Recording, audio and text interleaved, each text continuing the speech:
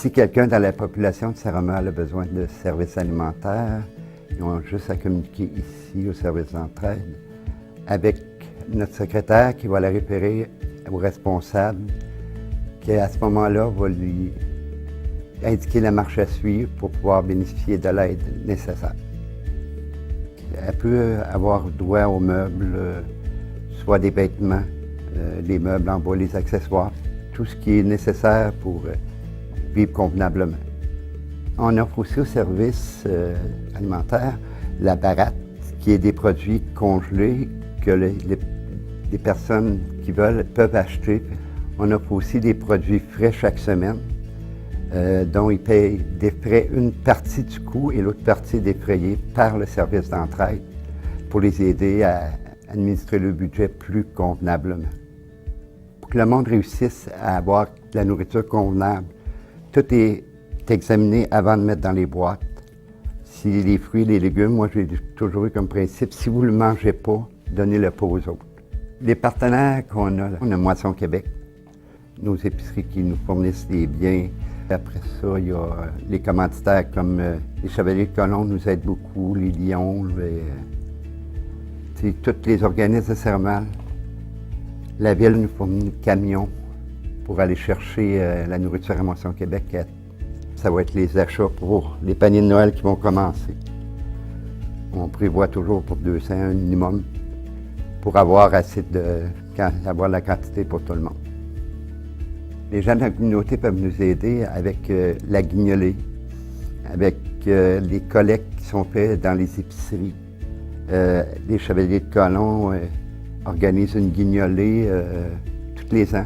Nous, on le divise, puis on le prépare. On compte tout ce qu'il y a dans les boîtes. Chaque boîte est comptée.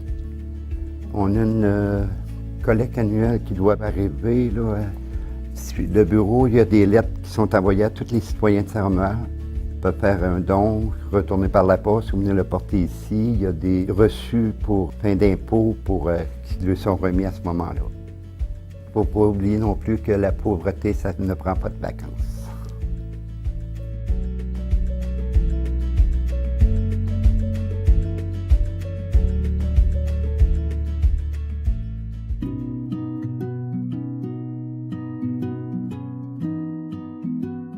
Ce que le service d'entraide procure aux gens qui en ont besoin ici, le service de transport à l'hôpital ou dans les cliniques médicales, à la pharmacie. Les gens qui en ont besoin téléphonent ici et les bénévoles, on peut faire beaucoup de choses pour eux. C'est sûr que les personnes, on essaie qu'ils restent dans leur résidence le plus longtemps possible. Je veux dire, tant qu'il y a des gens qui viennent nous aider, c'est merveilleux. Puis les gens apprécient ça beaucoup. Moi, je reviens, là, je vais reconduire une dame, par exemple. Je vais la reconduire jusqu'à sa porte. Là. Puis là, ils m'embrassent, puis ils sont contents. C'est merveilleux. Hein? Ils apprécient beaucoup ce qu'on fait pour eux autres. Puis là, je peux en parler aussi, parce que cet hiver, j'ai vraiment été très éprouvée. Puis j'ai apprécié que le service sont venus pour moi, puis le CLSC, les infirmières, envoyer les infirmières à la maison, puis ces choses-là. C'est un autre département, mais c'est aussi l'aide au maintien à domicile. C'est une collaboration nécessaire pour tous les services qu'on offre et les services que ça se complète. Après ça, qu'est-ce qu'on fait? Les repas. C'est une bonne chose d'avoir ce service-là. Je peux en parler, j'ai une copine qui s'est cassé un bras, qui a été à l'hôpital assez longtemps, qui a été après ça en convalescence, puis le bras droit, ça fait qu'elle ne peut pas se faire à manger, elle ne peut pas rien faire. Puis elle a téléphoné, puis elle recevait sa popote toutes les 2 fois par semaine, elle adorait ça. Elle aimait bien ça. Ça l'a beaucoup aidé. Ça fait que j'ai l'impression qu'on rend service à certaines personnes. Et moi, ça me donne tellement de joie de faire ça, je sais pas.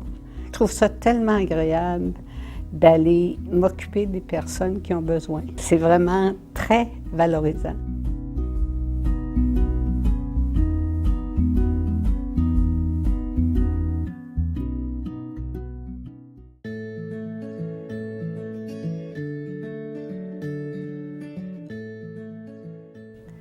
Le chiffonnier, c'est une entreprise d'économie sociale.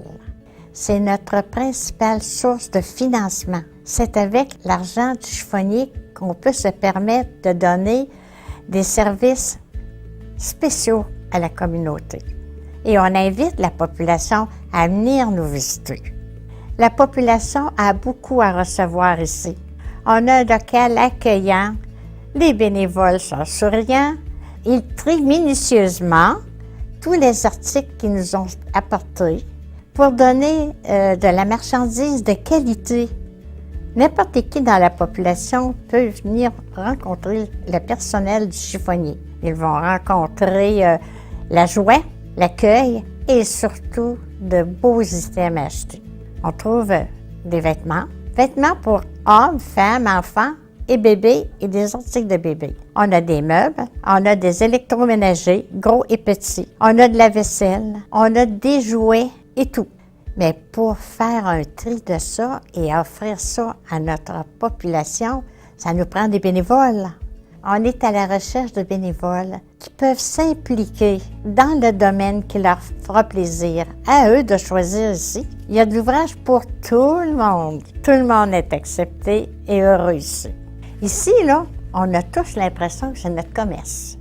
Nous recherchons des donateurs pour des articles en bon état. Pour les vêtements, vous pouvez venir en tout temps. Nous avons un container en avant. Mais pour les articles volumineux, les objets cassants, les déposer à la porte de notre garage sur la rue Saxe, sur les heures d'ouverture du chiffonnier.